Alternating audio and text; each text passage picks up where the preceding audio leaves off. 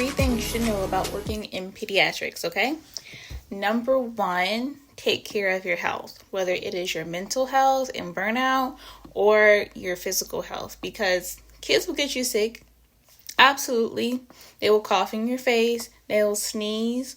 They will put their runny boogers on you. You name it, it will happen. So make sure that you are taking your elderberry, your vitamin C, whatever you need to do, take it.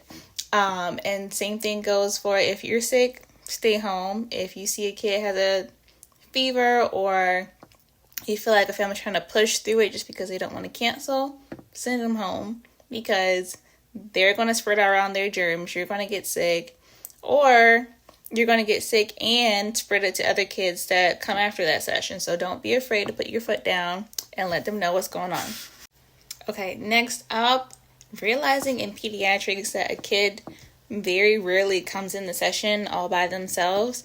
They come with the family, and even though in OT school we might be taught a lot about child development, knowing a lot about parent mental health, family dynamics, family relationships is so important, because a lot of what we do involves parent coaching, supporting caregivers.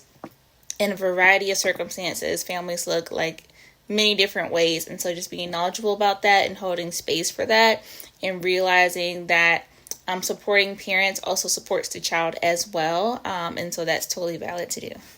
The last thing is documentation. So there's a lot of paperwork. So you have daily notes, you have evals, you have reevaluations you do with children, and so and older clients as well.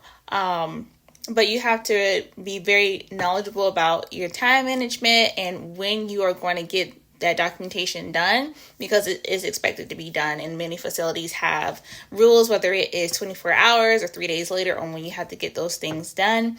And so you have to protect your mental health and make sure you're not taking too much home. There are some times I do have to take some work home, but for overall, I try to make sure I get in the session early and try to get documentation time in, stay 20 minutes after work and get it done, or, let supervisor know, hey, I can't take this home as too much work that is not able to be done in this day. I need time on later today or later this week to get it done. And it's important to let a company know when you can't get things done, because many clinics will not have built-in productivity time, or documentation time for you to get things done. And so you have to advocate for that. And so just, relying on yourself and always taking things home means that they think that you can get it done within the time that they pay you for. And so I'll just let them know, okay, well, this is a priority for you. So what can we rearrange in my schedule so that I can get the documentation done? So even during times where I haven't had built-in time at a clinic, I've been able to shift things around and have things built in. For example, like sometimes I would have evaluation spots.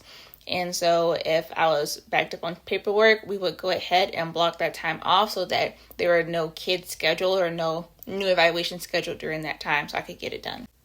And this protects your mental health too, because thinking about compassion fatigue and burnout, that is real when you're in healthcare professions. And so you're giving so much to your families and to your clients. It's important to take care of you too. If you're working 38, 40 hours a week, you need to be very mindful of what things are going to be able to sustain you and what things are going to not last in the long run. And so being knowledgeable of those things will help you stay in settings longer if you want to. And if you don't, then it sets you up for another setting as well, where you can have similar practices to make sure that you're taking care of yourself first so you can pour out to others. So that's all I have for today. Hopefully that is helpful if you're interested in OT and in pediatrics.